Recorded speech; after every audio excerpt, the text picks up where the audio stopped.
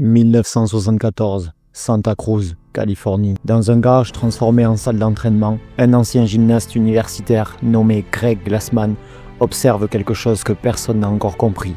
Les programmes de fitness traditionnels développent des corps déséquilibrés. Trop de force, pas assez d'endurance, ou l'inverse, jamais les deux. Avec sa femme, Lorraine, il commence à expérimenter, mélanger des mouvements de gymnastique, d'haltérophilie et d'endurance, créer des séquences courtes, intenses, jamais identiques.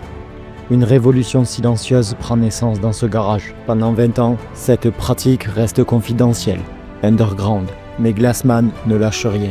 Il teste, il affine, il développe une philosophie.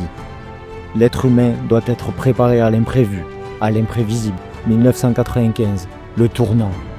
La police de Santa Cruz remarque les résultats spectaculaires de ses athlètes.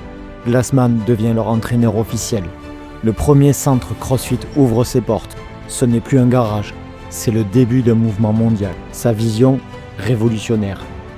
Glassman définit 10 capacités physiques essentielles. Endurance cardiovasculaire, endurance musculaire, force, souplesse, puissance, vitesse, coordination, agilité, équilibre et précision.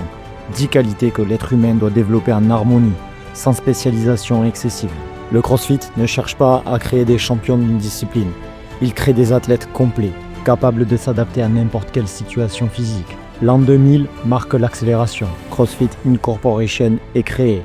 L'année suivante, le site internet est lancé avec une innovation qui va changer le fitness pour toujours. Le WOD, les Workout of the Day, publié gratuitement chaque jour. Glassman partage sa méthodologie avec le monde entier. Pas de secret, pas de formule cachée. Juste des entraînements accessibles à tous. Cette transparence crée quelque chose d'inattendu, une communauté mondiale. Car c'est ça, le génie du CrossFit. Ce n'est pas juste un programme d'entraînement, c'est une philosophie basée sur 3 piliers. Mouvement fonctionnel, ce que tu fais au quotidien, courir, sauter, pousser, tirer, soulever.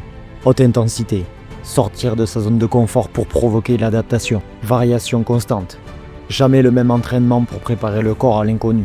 2007, les premiers CrossFit Games, la compétition pour trouver l'homme et la femme la plus fit de la planète, attire des athlètes du monde entier.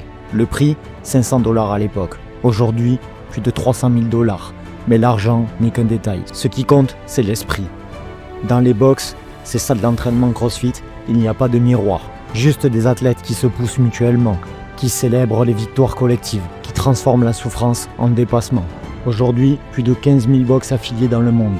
Des pompiers de New York aux grands-mères de 70 ans. Des forces spéciales aux personnes en rééducation. Le CrossFit s'adapte à tous, parce que Glassman avait compris une vérité essentielle.